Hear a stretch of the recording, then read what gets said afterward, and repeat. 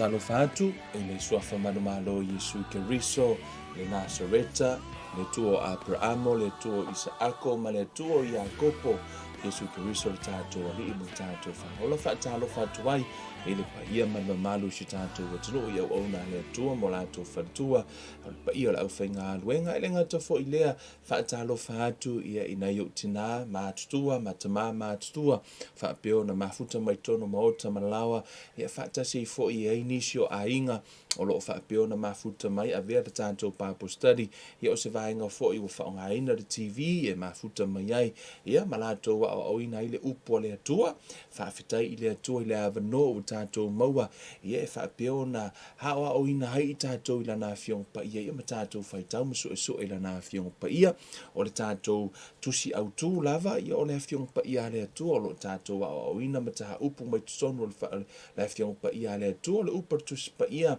fa mai tupu le fa tu ile tau longo ia ai fa fia fo in fa tu pe a fa ile si tau longo atu fa fia fo no tu fa tu ile to telea tali tonu ia ai fa fia fo no tu tali tonu pe a fa ile si tau longo atu ona tupu fa tu tau longo nei fo fiafi a vele nei fiafi se fa manuanga ia te oe ia male upo le tua tato wo ilo mo le tua nei fiafi ai amatalia tato onga ilo nanga pa ia malana fa unga fa piona ia ile lunga lo nei tangata la ngoina le upo ono le fa ia onga o le anga pa ia ile o Kevin se fa ia onga ona o se me fa inga luenga e fa onga ina le anga pa ia o mea uma na fa longo ile anga pa ia i le tua le tama ia ma le tua le alo na te fai loa mai io na fa leo atu le ina ia watu ma le mana le upu ono le anga pa ia o ia ngalue ma Yesu ia loto tangata i le su ia se poto seisi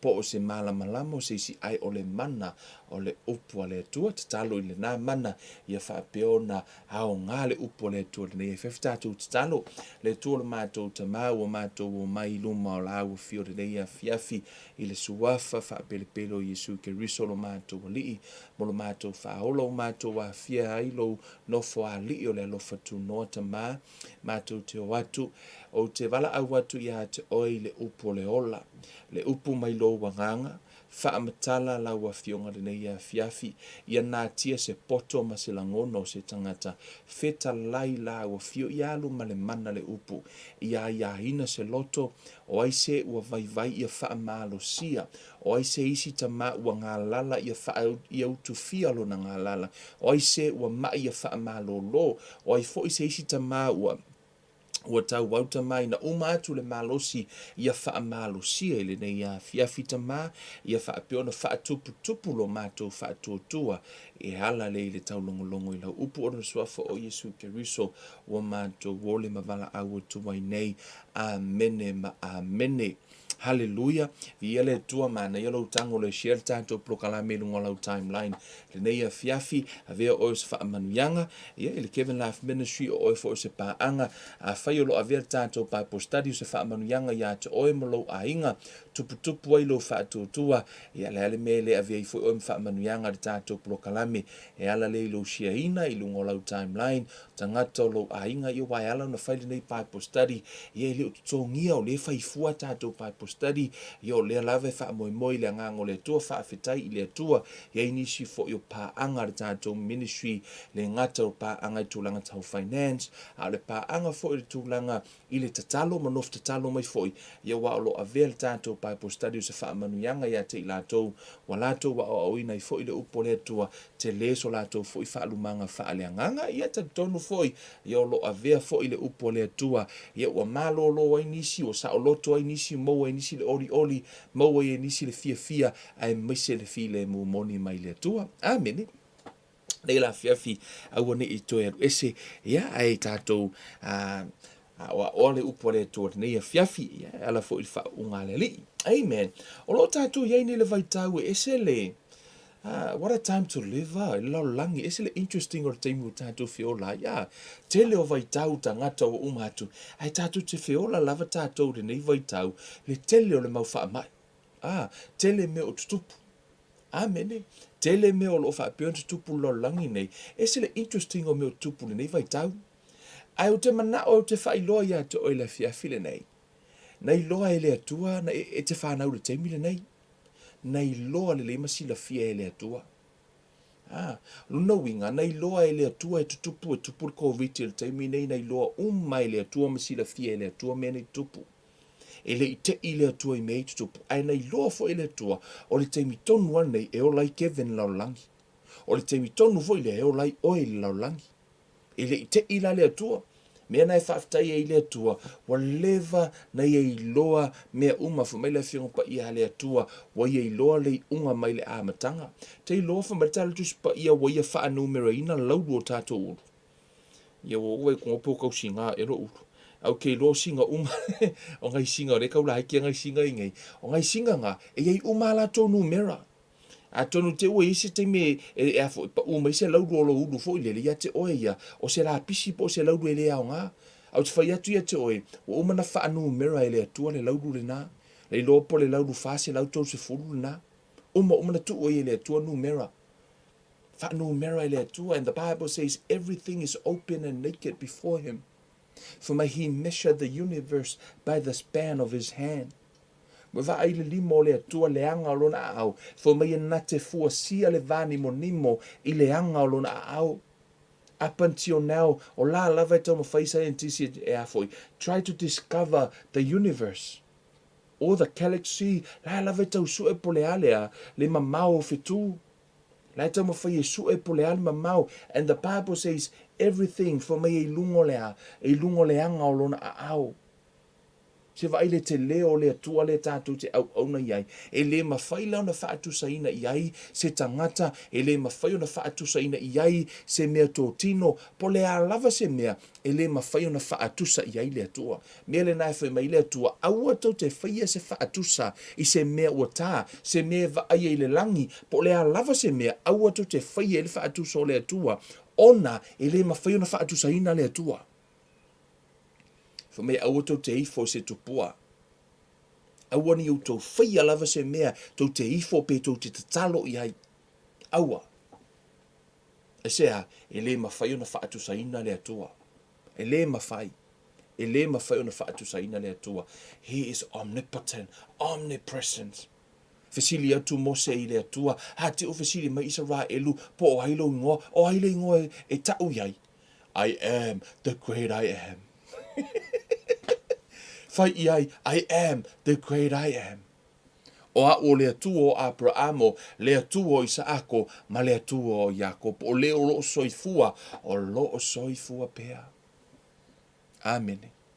O le atua le nā, le tātou te au na iai. Le whiawhine nei, te manau te tala noa o iai tātou iai le nei vai tau. Tātou wo i le whina ngalo le atua, a victory over darkness. A ova ai le i sa wanga male. Tato atu mua i se. Tato atu mua le tu se Ioane se fulu, fai upo se fulu. O lo ia ia.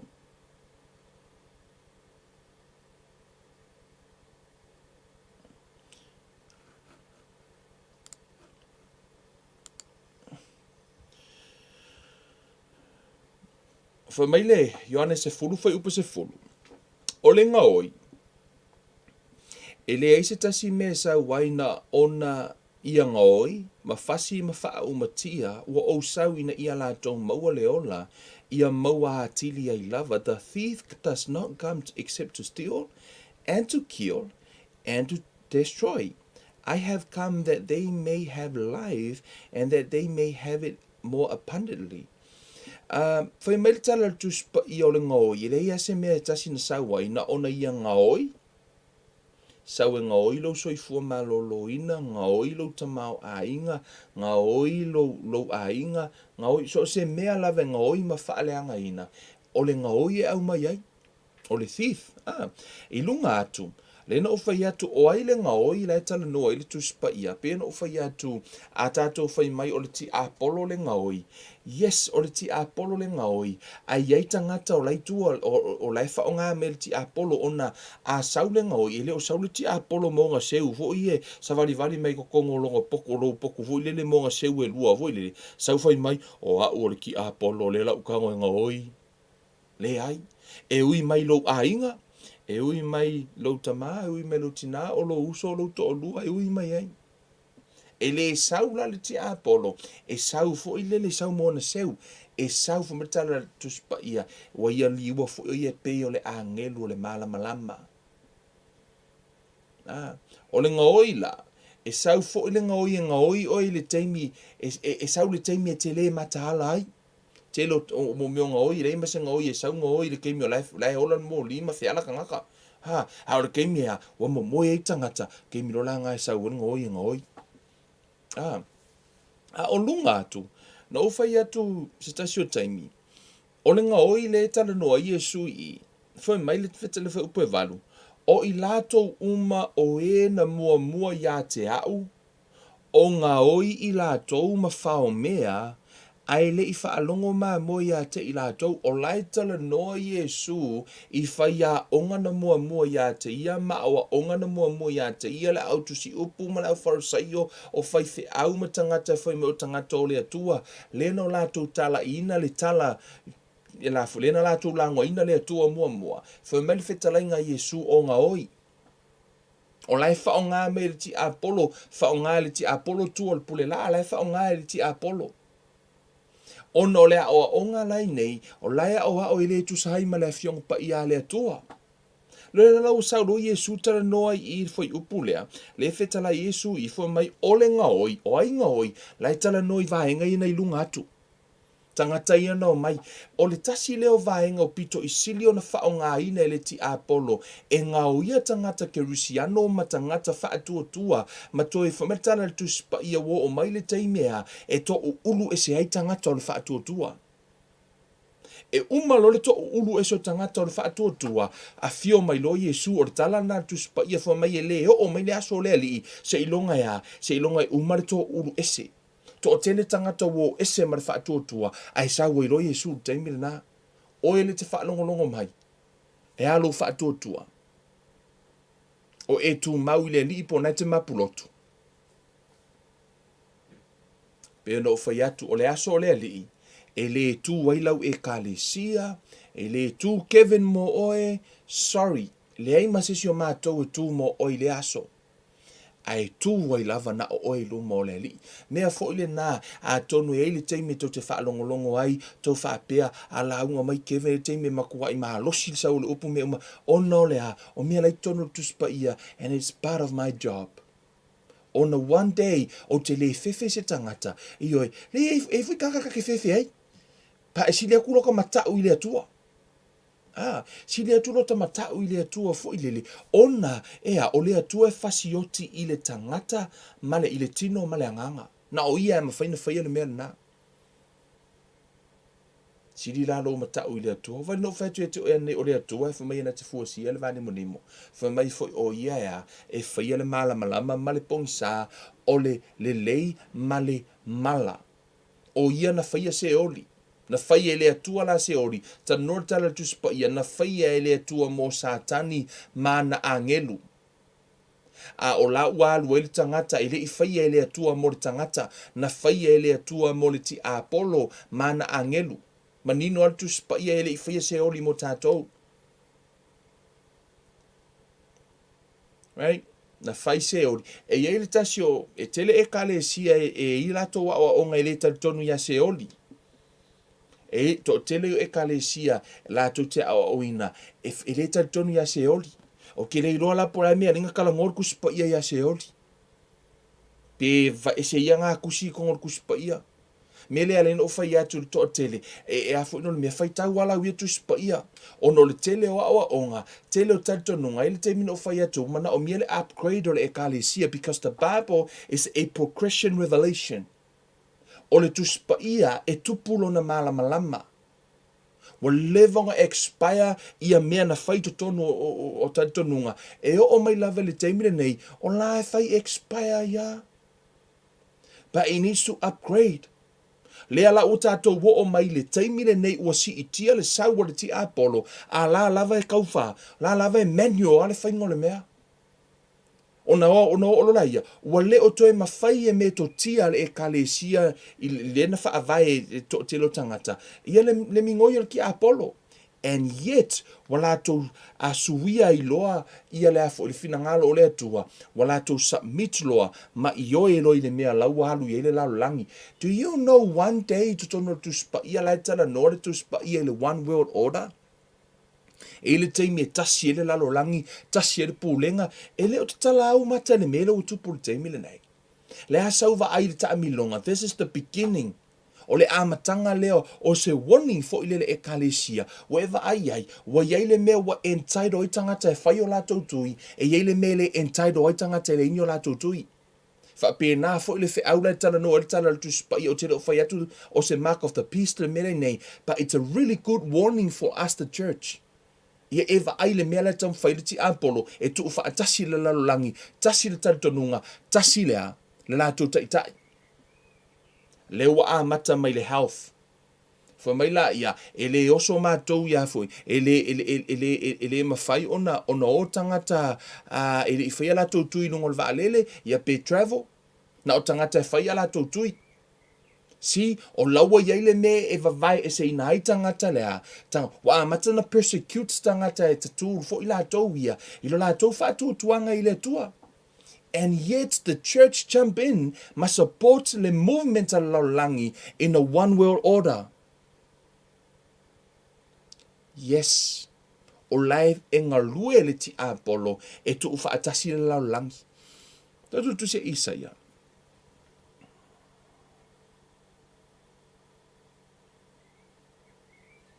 Isaia lo nam ta upa limas fumaleva. I want to read verse 19. I don't know, guys, why I can't highlight the Bible. Ele mawhai no tu e tango highlighted to spaya, might be, yeah. For mai fa upa sumariva for mai, e pau mai se sifo ila tau te mātatau i le suafa o Yehova, e pau mai fo i le mea alua e aile la, e mātatau i la tau i lona mamalu, e o mai e pei se vai tafele ua ita mai, o na whaatuwina lea o se tanga vai e te e atu ia te ia e le anganga o le atua.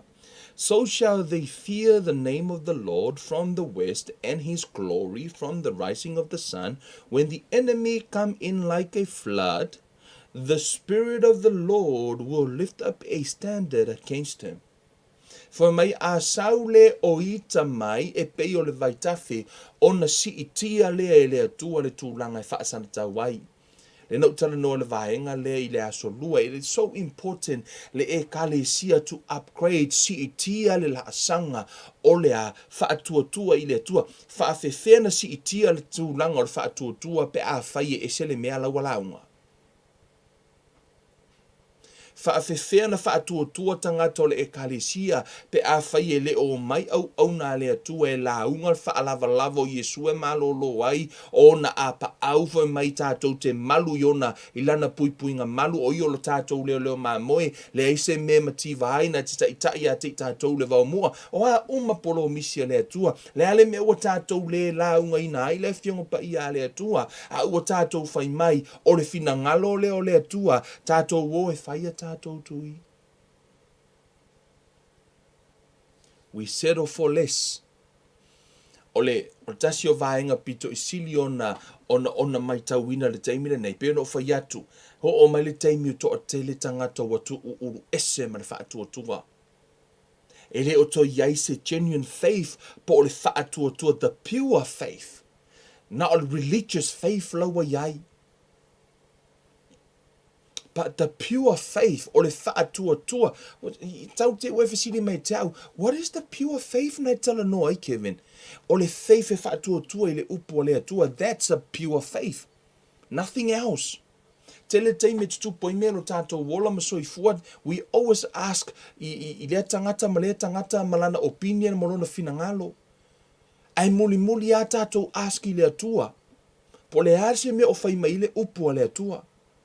But the Bible makes really clear for maritala tu spa ia e ho o mai le taimi to a te tele e tangata o le whaatua tu'u ese. Ia, wa tātou wa aipeno whai atu a o ina saulenga oi. Ioi, a saulenga oi e pei ia o kilisiango. E o mai e whai fusiua fo.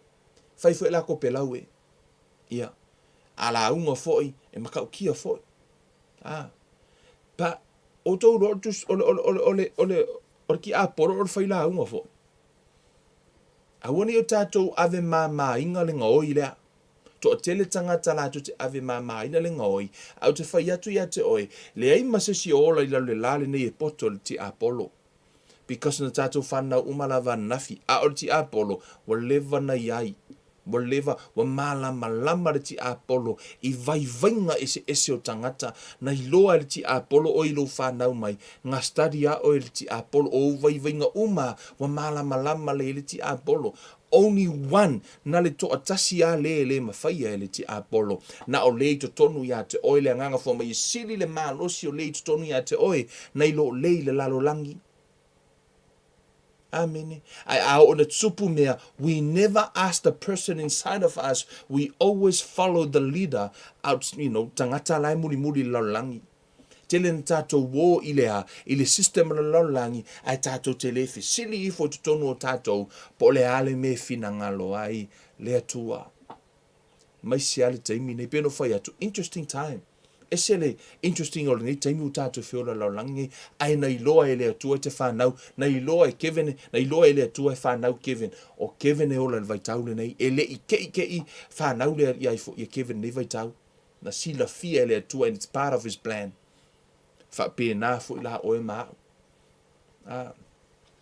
Te mana oe, e nei a fiafi, tolu ni vaenga o te, me mua lava victory over darkness o te mana ia te oe ia e discover inga or recognize the source of the opposition ia e loa po o ai lai whaasanga tau mai ona this is te lea ilo confusion e vale te tono le ekalesia and I believe le lauta no tu ai e vale tu isi ata te malamala mai o le ona na tātou whiola mai na o ina i tātou i te tono tātou taltonunga a mai le tangata foi mai o le finangalo o le atua. A oti le tangata foi mai, oti tangata na mai ti ngā inga, oti foi mai o le finangalo o le atua. Everything we blame God. O so se mea tup foi mai i le valea le akua, o le kau iala e kua i le atua. We always blame God. Te le i whaalongo ai nisi foi mai le angal ti Apollo in those situations. A o fo inani matangi ma wha. We always blame God. But I really want to make clear, it's tono o ongal tuspa ia. O le atua e ilana, e ila ia tau o le atua laulangi, e fo le ia tau ti Apollo, e fo le ia tau tangata. Ese umapati ia. A aura le ti Apollo matangata, yeah, we see curse. A aura ti Apollo ma le atua, yeah, we see blessings. Ona o lai ai umale la toa ia tau tono laulangi le nei. Au tono le tuspa ia.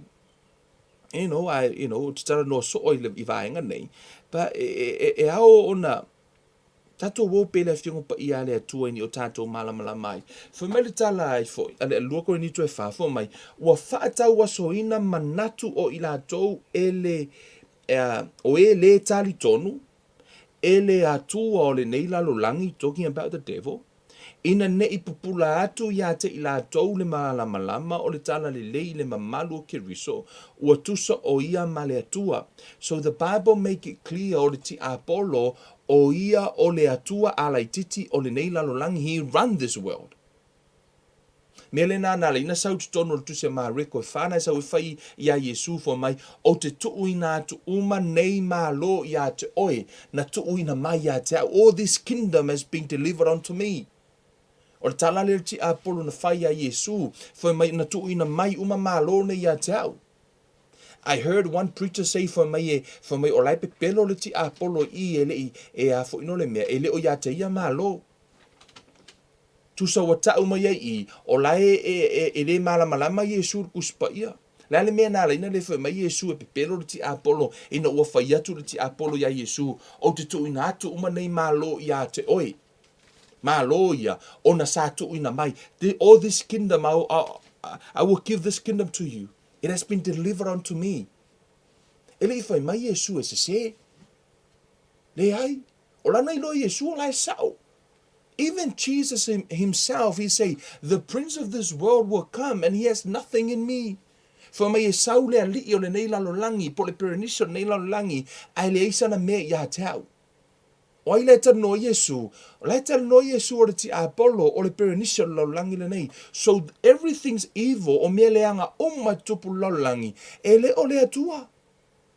Ai ona na o ina I tātou ma tātou whaalongo mai lava le laiti. So we have this mindset, o le teimi tātou te mamai ai, o whaamai ma mea tupu. We always blame God, na tātou whai mai lo la ia, o le atua, sovereign to le atua. Yes, it's sovereign to le atua. Ai le whaapea la o le sovereign to le atua, ai tu wai lea, la ua umana whaamatala mai lana upu, wa umana ia tu ina mai tangata. Le yei marti Apollo lo langi so o le atua la wa umana mai le atua na upu o la yele tu la fono me uma o le atua muli muli ai fumartala tu spa ia wa ia fa asili sili lana upu iona sua fa uma even his name te lo o le atua he submit under his word. Yes, even God himself he submit under his word. E oi le atua o lana upu o le tūla fono. E muli muli fo ina le atua I lana upu. For mai he never lies. For mai e whetalai e le atua na te le whaia. And yet, o le toa tele o tangata, they always run thing in the worldly wisdom. They never la to te le muli muli le fiong pa ia le atua. A o oe la maa o le tangata le atali o le atua, to o ia lau langi. Amen. No tan no we tangata le whanau le atua, la tau wa whanau whauina, ia aua ne e se e se le nei vai tau, e le o toi mamao ale fio mai Yesu, we whai tutoa. Anyway, there's a lot o le tele o mea tātou te awa o ina mai, I nei mea watutupu, whaafetai o lewa matua, ta tala o tātou mata, te ofo au se isi o la lave pongi sa, a o laiva ai o tunga o mea nei lai tanu atu spa I o wha mai. Tau te iloa umakut ko viki ai le I maua se kior ko viki e yei le si wha mai lai sau tua mai sili atu on a worse because the Bible lana wha matala Yesu a tupu matangi ma wha mai wha matala Yesu o le a matanga lea o mea leanga o mea tinga. It's a beginning. O lono winga e o ko viki it's nothing. Te leo tau wha fefe. O lai tano tala tu spaia, au te mana o whailo ia te oe, wa umona tala no o le tu spaia, victory over darkness, I le whanau a le atua. Amen. O tu mua I le, e tusi a ngā ruenga. I want to clear something first. Ngā ruenga se folo, whai upa tolu wad. Whai mali upa tu spaia. O Yesu o le Nasareta, o le na whaau uina e le atua I le anganga pa ia, male mana, o ia sa whemali wai maanga le lei, ma wha malo lo atu, whalongo, I e na wha to I lalo ina umalava, ele ti Apollo, a wasa ia te ia le atua. Amene. O I le mato I manino le leili whaamtalanga tu spa ia. O ia sa whemali wai ma anga le lei, ma whaamalolo atu I e na whaatoi lalo ina umalava eleti Apollo tangata mai everyone. So se mai lava. O lai whaatoi lalo eleti Apollo, a wasa ia te ia le atua. E le ai se mai se tasi lava, le a lava se mai o mauai o e mase ngase. It's not of God. Ia e lo recognize the source of your opposition. O ai lai lesi tu, because o le mele le confuse e tangata, o lai manatu lesi, o le tau mawhaile atua ea o a I mai au le mea, o le tau mawhaile atua ea o a o mea. No, and it's a big no. God is love. E against le atua I le mai. E whaasanga tau le atua le mai, for mai wa ia tutongi ina o tātou a mai. Whaamangaloina o tātou wangsala uma, ma whaamalo tātou mai ato uma. I wa umalana to tongi e Yesu. So wa umalana whai e lea tua le afoi, na to tongi e Yesu le whaasalanga. Lona winga, e le tatau o na awhia i oe. Amini. Wa umana to tongi e Yesu, tatau la o na awana i mai oe. Ia whapea mai se si, lo ia kevene ke le mai. E kei me mai ai. Ia kalo i lea tua e whaamalo lo. Ia mamoe ia malo lo lele tino. Ha. Ia whai si umi, I think kanunga, ia. Ke le ropo lar ke muni ngo ulangonga i se mai ia. Si vanga ki ngā le ulu male a. Ko yo ka kuringa ngā mio le mai ngi kemi mo la. Wha ngā ile upo lea tua. A wangi o ka koua. Ona wa umana whai mail tu spa ia. It's ours. Ya la tato wo e mai e mau dus pa ia i awana e fa mo fa pia ayo so manatu. But let's go through the scriptures a mai tonu na fiong pa ia le tua. O to mai foi upper tus pa ia te mana ia te o you read the context. Alu e fai tau le tusi. Ina ia e mauti noa o lai si I mai le mau e tusa ma le fiong pa ia le tua. O te le o si ia mai out of context. You know, o te loe le te tai o tama whai e a fo I momonga, o se mea fo I le lai ke e te unless in the whai tau mo le context o le tusi. Po le ale mea lai fo I mai le tusi. Mene. Toa mo mua le salamo. Mo tātou loa mai nā, o ti Apollo, o ti Apollo lo iai umaka ngaka I lalo lo mbai ngalu Yesu e wha malo lo. I think it tono le tusi I believe le tono tu se Ioane, Let me look up a reference pasawa. Ai tatu tele I mei ese, mana ele matusi tusi le. Ioane se fulu fa. Ioane se fulu mal fa. Foi upu se fulu.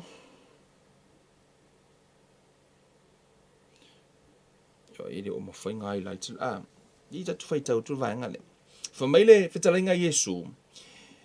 E te le tali tonu ea, o au o I to tonu o le tamā foi o I to tonu ia te au, o upu o te tautala atuai ia te outou o te le tautala fuana o au, a o le tamā o lo o I to tonu o lo o nofo I to tonu ia te au, o ia lava na te whaia ia ngā luenga.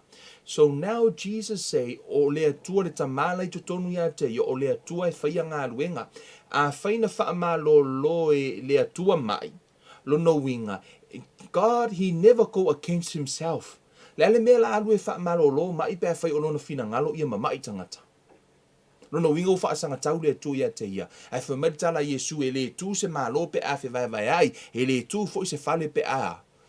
Ele ma faina tu. Mele na ala ina le ma faina tu le ti Apollo I fafo. Ele ma fai fo ele tu ona fa sanga tau le tu I lona fina ngalo.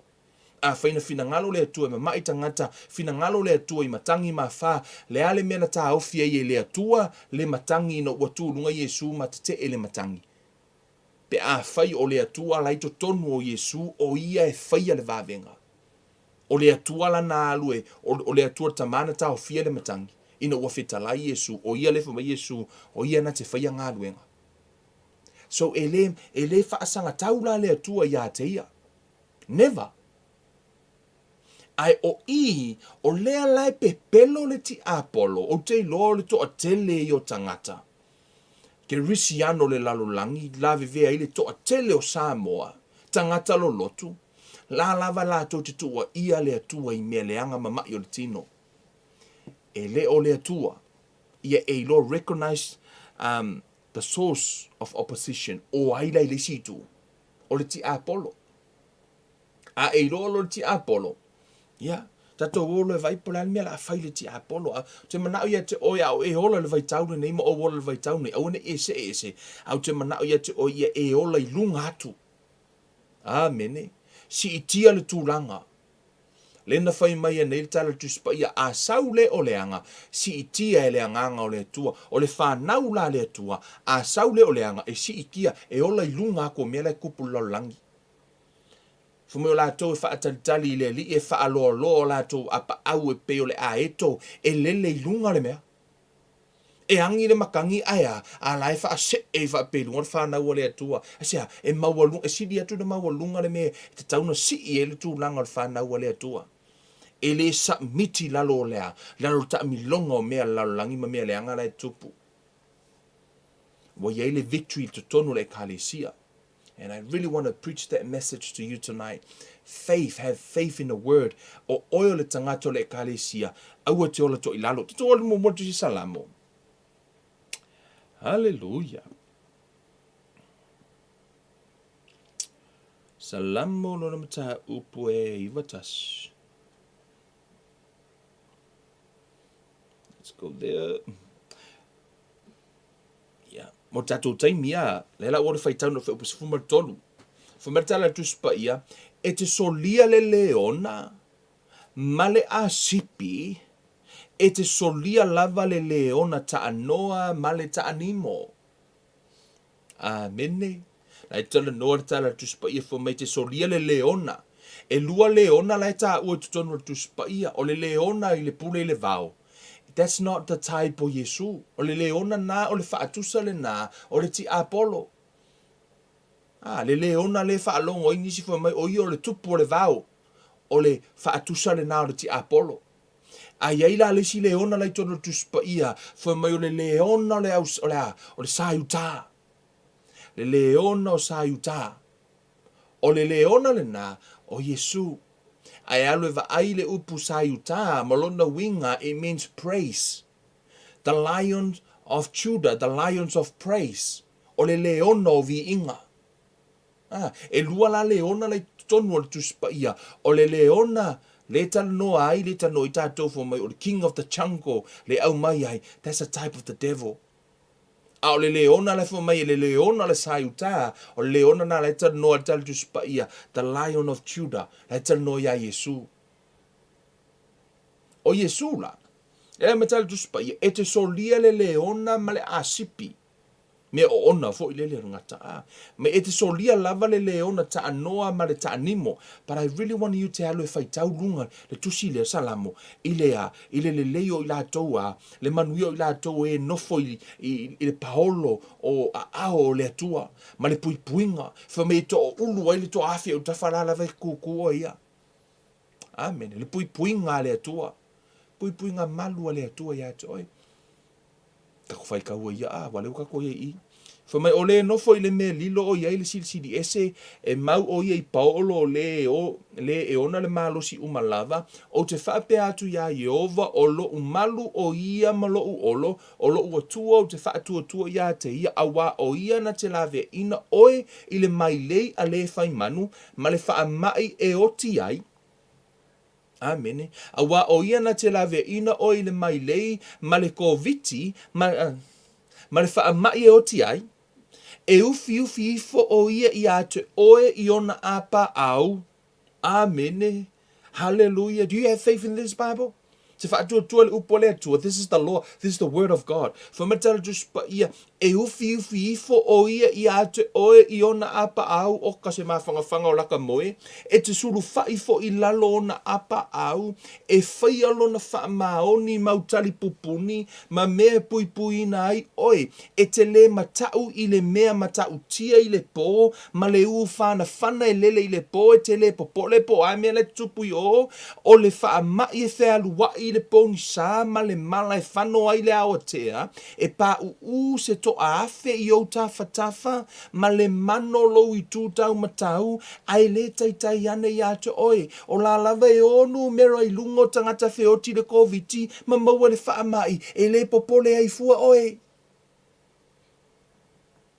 Pe a whai o oe o le atali ma le awhine o le atua wa umana au maila na upu. Fo mai na ona va ai I ai o mata e te iloa atu fo I le taui o e ami o le anga. Na ona e va ai ai lunga I le o ngu mena lai ngai I le ise me te papole ai a e wha atua tua I le atua malana upu wa umana whai mai e le pepelo. Amen. Glory. Hallelujah. Te lo le upu lea, o le teimi lava te whaitau ai, faith comes. O le teimi ana u whaitau o to i whai upu, se wakale koe pa pole I meka ke whelua I sea. Faith comes. Pe a whaita te whaitau mo to I loa, lai matua I malu ta I te ia. Ia ao lo ta maa. Lana wa umana fola le atua, te wha atua ia te ia manana pui puinga. Fa pe nā fo I oe. Amen. Wa umana pui I tātou e le atua. Tātou atu mua tusia. Let's go le tusia Luka. Amen. O le ti Apollo e leanga. A o le atua e le lei. Amen. Ele ai se aso nga whikau iei le atua ma ti Apollo I se whale o loa whai iei le atua iei ea. Sau ie ke le ngai aso a le leanga. No, they never work together. Ele iei fo se ke minga whikau iei le atua ma ti Apollo whai ea. Alu e makua I. Ni hai. Ele kai work wha kasi le akua ma ti Apollo. A o ia e whaia le judgment. O ia e whaia le whamasinongo. Uma tātou tano ai. Na umamla male I nā vāenga fo I tono le whiunga pai ane tua. Tono tu sia luka o lom tā upa se furu, whai upa se fumala iwa. Whai mai. Whaauta. O te whoa ia te o tau le pule. Authority. I think in King James Version says power. Pole authority. Mana ele upu le whaonga I o le pule.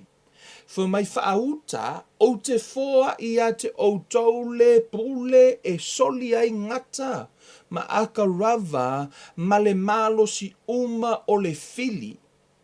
E le ai lava se mea e leanga ai o tau.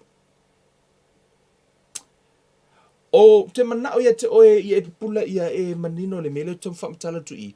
It's already been given. Wa umana tuuina mai e lea tua ia te hau I Yesu ia te hau le pule.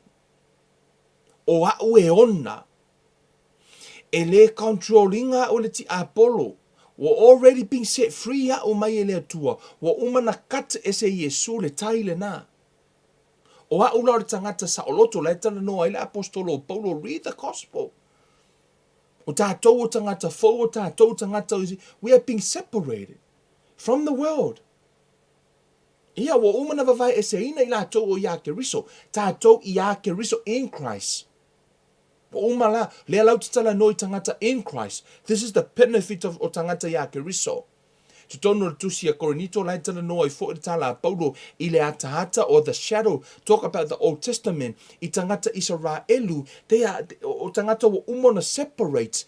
Pat ena. E lato tele I mawhai ono lato whaatua tua I lea tua. Lato tele I mawhai no lato maua le whaamanuianga. Lato tele I o fo I le folafolanga. Lato tele I maua le manuia o lea tua. Ona o le lato le whaatua tua. Even though wa uma ona whaa. Ona separate lato I lea tua mata ua I lea tua o lana whanau. Same thing with us in the New Testament. O tātou o tā ua o whanau o lea tua. Ai tātou te lai lava I pei tātou o tangata Israelu. O le la, le whaafiu ma lea. Ma lo lātou tō mumumu I lea tua. Ma whai ma tu ua ia lea tua. Tutusa le lei. Te lo teimi tātou te la ungam whai mai. E Israelu le whaakua le ngu le whaakua. Ai me le puno I follow uli lalo me whaape I fonga. O la fo ke la vea I le vahenga la. Lai tala noa tala tuspaia. Whamari tala tuspaia whaauta. O te whoa ia te o tau le pule. It's already been given. Lona winga. O oe ona. But I want you to... te toa mo mua tu se te tūno me. Whailo atu le vaenga le. Ese foi a tonu o te lo teimi lai whaapeta ngata. When it's yours. E leisa o ngā ruenga I whaia. O te manao. O te manao e te oe whailo au le melea. I tonu tu se te tūno me. Hallelujah. Te uto no me no mata upu e lua. Fa upu tolu tasi. Fa mere fa upu e tolu tasi. Ona fetalai mai lea o Yehova ia te au whaauta. Ua outu uina atu. Nei lava o se kono malona nuu ia te oi. Fa longu fa mai wo lautu ina mai ia te oi lai tala no ia mose. Ia e whai nei lava maulona nuu. Mana e whai peritania te mau ai le winga. And the Lord said to me, See, I have begun to give Zion and his land over to you. Begin to possess it, that you may inherit his land. E ei le mea ta o le possess. E ei le mea e afoi. O le afoi. Mata tu spia. Begin to possess it, that you may inherit his land. But it's already been given. Alai foi mai, alo e possess. Wa umana tu ina mai e lea tua mai Yesu foi e lea tua le pule ya te itato. Our job is to possess. Tato te oea. Enforce the victory. It's yours. It's already been given. Healing, it's yours. Wa umana to tongi, but you need to possess. Amen. Peifa o Israelu ino watu Israelu I kanana. Ele yo aku sava vali kongu pingi misa moa. Sava vali mali kongu foi le o lo fangua nga o me le au. Fa mai Yesu o me. No. They claim it. No, taule tawa, it's theirs. Belongs to us. Na polo misi mai le tua. Na ola, e sa ola tononga, ai sa yele la tu tau wana tau, they possess their land. Same thing with our Christian walk. Ole victory, healing, it's ours, but we need to possess. By faith, stand our ground. O le teimile nei, o le wa se ele tātou waa, ai pe wa whainga tā, wa malue lue le e kālesia, wa toa tele tangata wa se e ese mare whaatutuanga. Ona lātou te whai mai, o le whina ngalo o le atua. The devil is a liar. O le ti Apollo o le pepelo. Tato ora tu se Joshua. I really want for matala tu spa ia o tu ina mai te tātou le pule ma le mana e soli ai ngata ma akarava. And for matala tu spa ia I len tātou whaita. I want to read this one more time. Tātou te move on. I want you to keep this in your mind. For my, and the Lord said to me, see, I have begun to give Zion and his land over to you. Begin to possess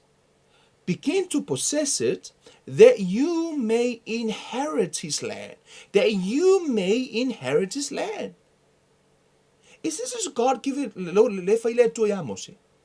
Yes. Ale alisi mena I tu I fonga. E le ngā luenga e fai. Peo no whai atu, ino o fo Israelu tono kanana, e le isa vali tono, la eva lau whau malu. No.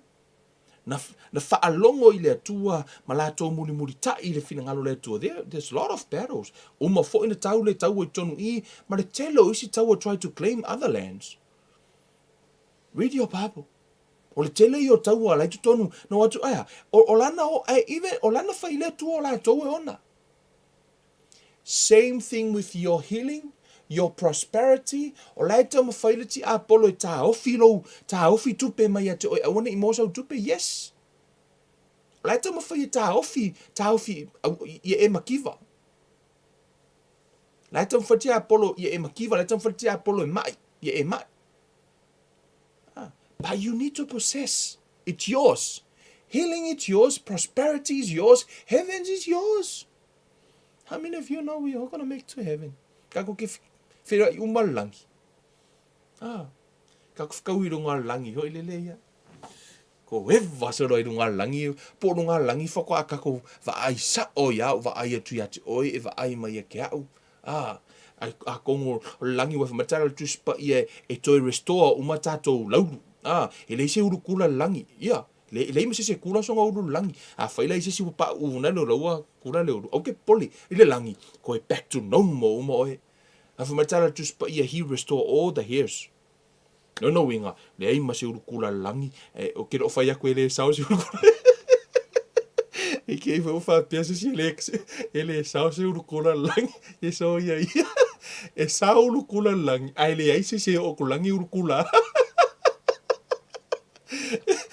Mai se paki mo tātou I o kula wa foi no wa to ulu na ulu eu kera ule au ko ole wakau I loka mafo ya lu foi se si fai mai e le saungiru po langi le e sao ai ta fa matala dus pa ia he restore all our hairs ya paki mai lai eu o ko so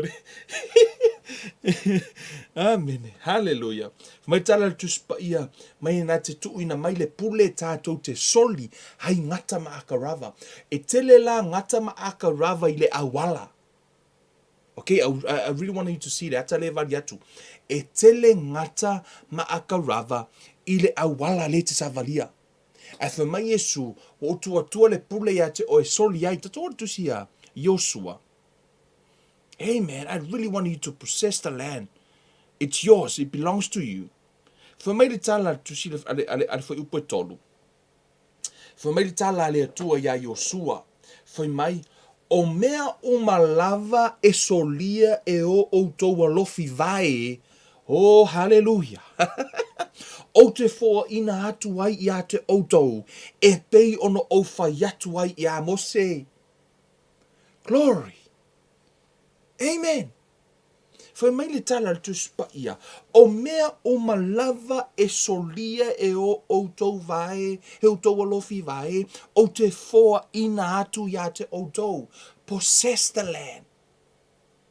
Wa umana au mai le pule solia i ngata ma akarava. Au e ke savari fa amis sa moa i dunga i le savaringa ngei, ke muse parpala au vai, se soli. A mai lo kingo soli le upo le tua. Alu e lunga. Savali e lunga. Raise the standard. Ale isa ukupe. Se fai lau sfuru i malau kaulanga i le tua. Fai le loa. Vai le mea fai le tua. Ave lango inga ruenga le tua malotu. Go above that. Soli e le ngata male akarava. A sau le mai o le tino le ngei, se claim me le whaalava lava le upo le tua walk, for me no tala tu spa ia, o mea o mai soli e o to walofi vae, o te tu ina atu, a whai e te le ilosa vali lungo le mai o lo tino, e te le maua lava se mea. Because healing, he's already given. Wa umana tu ina mai le malo longa ia ti tātou, wa umana fo mai na whaamativa ina o ia ina ia whaatamau ainga, ina i tātou already paid in full. Ai tatau ona e possessinga.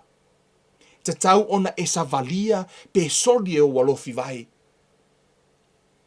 E iei lau ngaru e ngai fai. E le inofo a isa ra eru feala i fonga. Woi, lo mako i kokongo kanana. E le inofo a ke efo mai. Woi kako e ai ale. Le ai. Sa i le ato ngaru e ngasa fai. Sa tau le lato taua. It's a fight of faith. O le taua i le faa tua. O le ala o tātou iei le vai taule nei. Te mana o ia te oi. O mea lava e te solia. Mea i tutupu leo langa. Sa vali i lunga ko viki.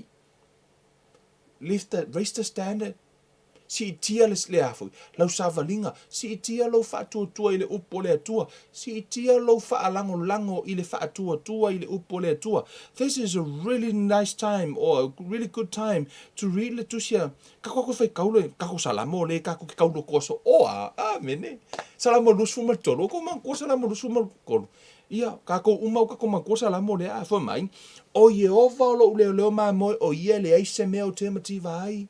Na te ave ia te au i mea e iai le vau mua o te ta oto ai, na te taita ia te au i ta whatafa o vai ta whele mu, na te whaafo i sia mai lo uanganga, na te taita ia te au i le alo le ami o tonu ono lona swafa, e ui lava ina o, pula mi o whaapea mai kuspa ia, fa mai e ui lava ina o sa vali i le vanu o le ata o le oti, o te le fefe lava i se mea le anga, a tonu le temine o le vaai le isi le wha mai le pisi le kemingei o le oki, fa mea le wha mai oki. E ui na savari le vanu o le ato le oti, o te le fefe. That's not pride, that's faith in the word. Te wha mai sisi, wha maua lunga i o ngā kala. No, have faith in the word. If you put your trust in the word, that's not pride, that's faith. E wangi wha vale a o ki Apollo. Awang i whaawalea o e kangaka e re whaikaua lako kuspa ia. Awang i saus kangaka e re whaikaua sang kuspa ia e re mamlama le upu. Sau fosi o e whaise mea, lai te ilo lai tono tu spa ia, lai a kensa tu spa ia. Amen. Ia. Aua, o ko kele o iskangaka, se o whaalongo e no mo o kanso ingo marriage. Ai o whaalongo kenge foi lelo o ai foi. Fa finge foi lelo o opera e po ai. I langa talk show, e au mai advice for marriage. E whai o le wha o la ingo ngā whingi, ai, e rei fu se ko lua. O ise wha longo e ngore si kinga fore me, o Ellen e malanga show fo lili, le mai I whau kuanga mo kangaka marriage, o la e follow isi kangaka. Anu ngā lau kala, soli, o le vai o ngi kangaka, o la e muri kangaka I le muri le upo le atua. Kalia le, whau kuanga mo isi mea lai me lolangi. Ma tala tuspa ia e hui lava ina osa vali le vanu le ato le oti, o le ato le oti e le o se oti. Wewa aise ata o sta I whau ai tango aise tangata. Ui, ka I whau le lo sau. Ai lo o le shadow. Ele ai ase so ka konga aise a ka se a. O ska I whau ai le tangata e lo le atata. Fuma tala tuspa ia o le atato le oti. E fefe a le si la ka le oki. Oi, ka koe whanme, oi. E ngā ole a kaka, e kere oki. A ngā ki ngofo mai mo, mai maka mai. La kulo a le pili o le, pe la kulo se loan, po le a lava ngi. Po a lava ngi mea, o ngai o aku ngi sao ngā mea mangi mea. O le wa aia lesi kaka. Oi, e halua e lunga koko mau lunga o lesi. Ma popole I a lesi. Ma tala tuspa I mai e su la foa I mai au avenga. Hei tia, tiana. Si e la foa avenga I le li. O levanga manga o le li e wako avenga. Lafo atua na hau avenga ia te ia. Lai manatu mai. Ai for mai tala tuspa ia. I love this verse. For mai la ia. For mai o te le fefe lava se mele angai. A wā o te, mai a wā tate whaatasi mau. O laula au malo to o e wha ma whana ina iau. Confident For mai loa. E te lau mai ma. Mai e te lau mai me I le la o ai ma au I luma o e ita mai I a te au. Amen. Hallelujah. For mai e te lau mai mea I le la o ai ma au I luma o e ita mai I a te au.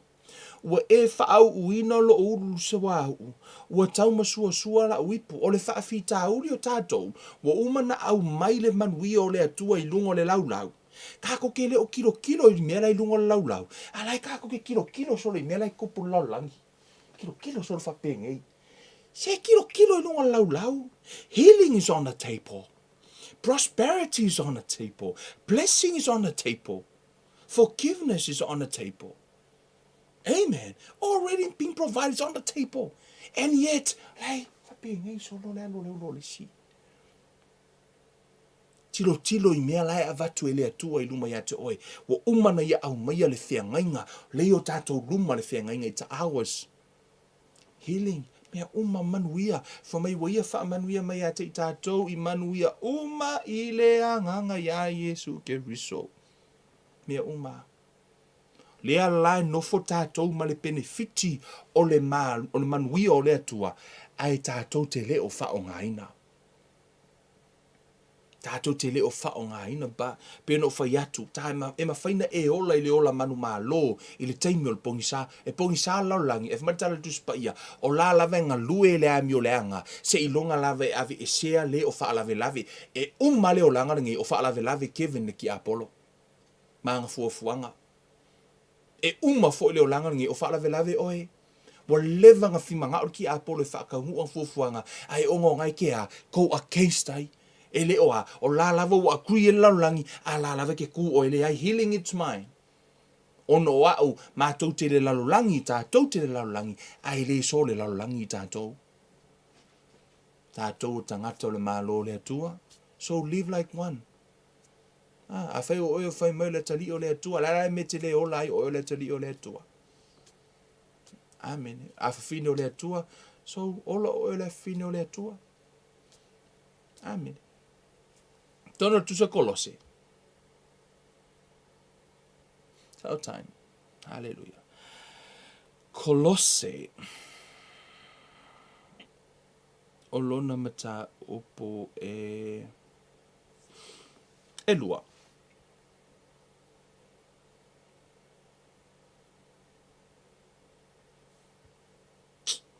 Au le loa pala me o le mwhai e unga highlighter tātou. Anyways, let's pick up from verse 14.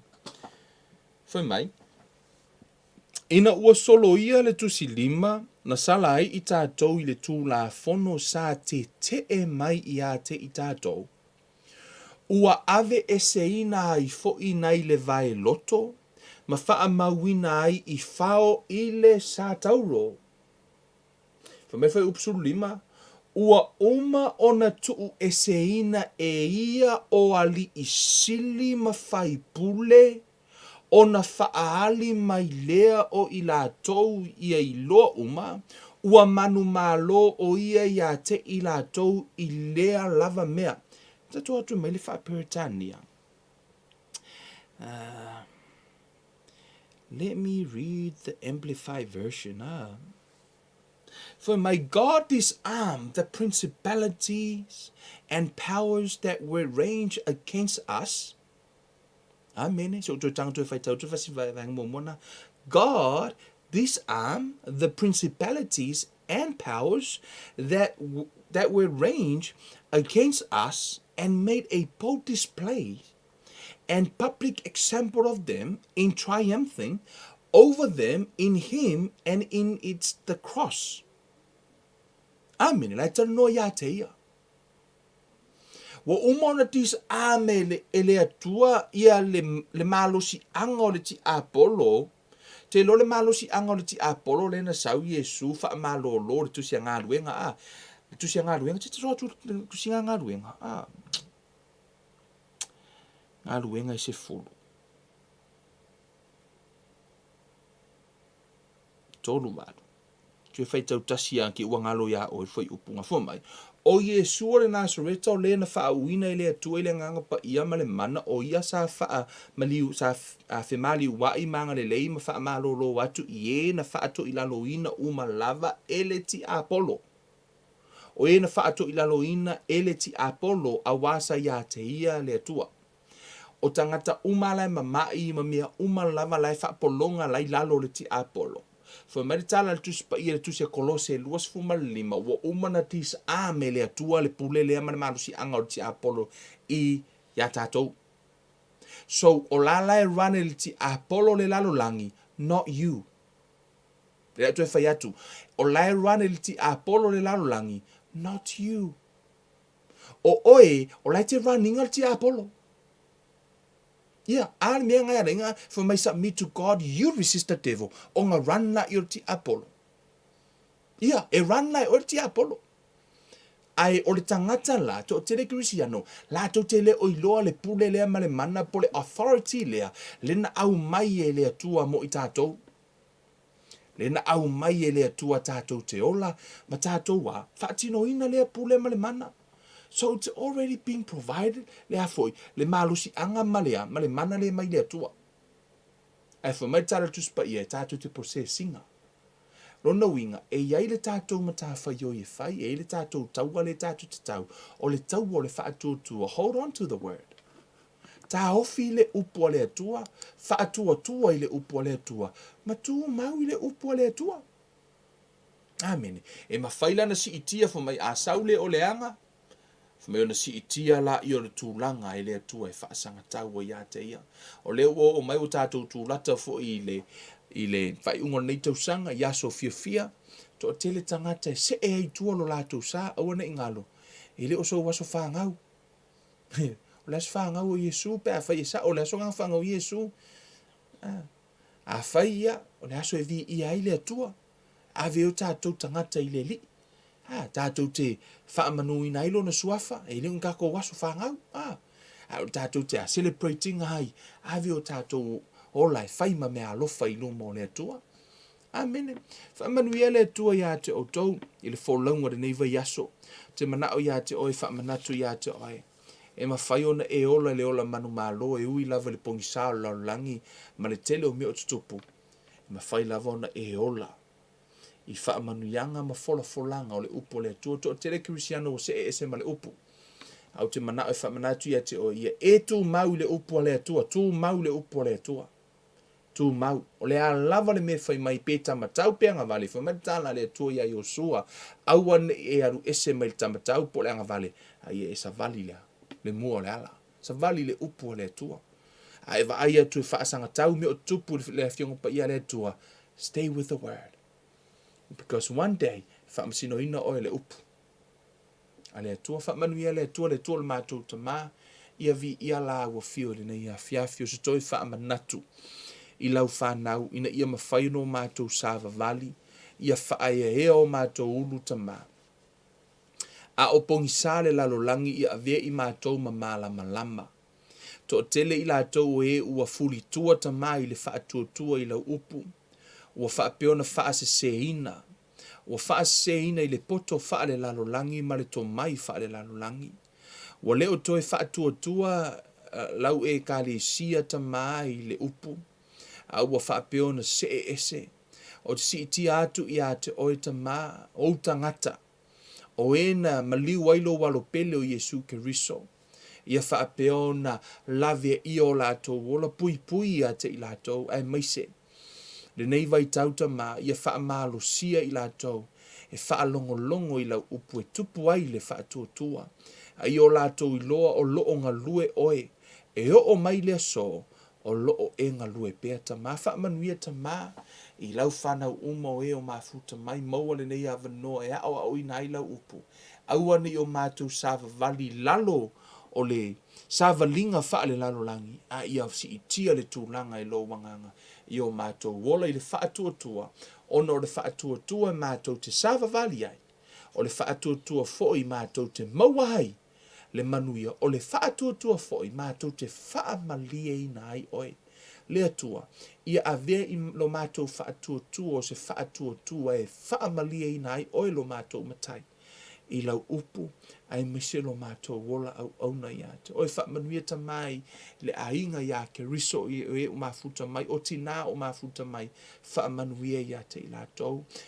Whae e fo i lima ta mai, le mana o lau upu, whaalava lava i malo lo ai, o ai se o mafuta mai o mai, whaamalo lolo na tumuai se ia o iona matiu vai.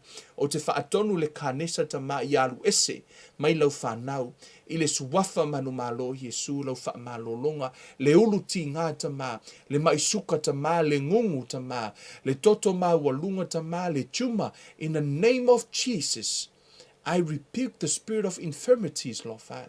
I le suwafa manu malo Yesu Keriso, lo mana wha malo lo i lau whanau. O i fo i ta mā lau whanau o ngā lulu e tonu o whale whai ngā luenga ma meo whio ai ai.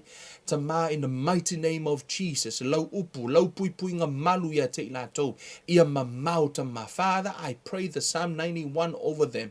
Le suwafa manu malo Yesu Keriso, ia whaapeona pui pui manu i lātou yo a awa lofa i liuru whale ma liuru whafo, ia iai le anga le leo la ua whio. Whaamanu ia fo i ta mā i pā anga uma le Kevin Life Ministry i lātou o lo whaapeona lulu my soul in this ministry tama. Just taloina, Father, I pray tama le Filipi tama ilunga ya te ilato a o lo watu o la wafio e fa atoa ya te ilato me umai matiti vai fa atumu tama ile kate fa manuia ile kapoti fa manuia ile me palu ai falawa fa manuia tama ile ainga tama. Father, I pray for your fully supply and your provision in their family. Tama fa manuia ya te ilato o e o nofo tatalo mai mo le nei ngā luenga. Tina, Father, I pray for your blessings upon them. O amana ongo la to loto tama te tatalo ya te o ye foa ile malosi i tina o lo tatalo mai mo le ngā luenga nei foa ile faatua tua tama mai ya te oe tamale a foa ia te ila tau le nganga o le mala malama foa ia te ila tau tamale faalinga fou ai misi tamale fau unga tamai o la tau lunga ia le ngā lala i lau upu ai misi lo la tau ula au auna i la ua fio o i la tau uma o e o lo faapeona nofu te talo mai faamanuia ia te ila tau tama o i la tau uma fo i wa siaina le nei polo kalame i lunga o la tau timeline a vea fo i nei polo kalame ma la tau pa tama ta talo mo lau faamanuianga ia te ila tau ai misi lau faaolatanga i o la tau a inga ia faapeona au ina atu se au whainga luenga saunia se teimi mo la tau a inga ma mātua o la tau wo ia faapeona faalongolongo i lau upu e sala mo ai ma la tau li watu i la ua fio ia a vea lea mataui mo i la tau tama o e o loo faapeona la tau siaina le nei polo kalame tama faamanuia fo i o la tau a inga faafetai le atua le nei ava no o mātou maua mātou te whaalongolongo i lau upu. Aua ni o mātou tuina mai i lalo o le laasanga o lau upu a ia si itia lau upu i se laasanga maualunga. Whaamanuia oilo mātou o tuatu mawatu le vi inga ia te oita mā. I le suwafa whaapelepelo Yesu Keriso le Nazareta lo mātou o lii mo lo mātou whaola. Wa ole mavala au tuai nei. Amene ma amene. Hallelujah.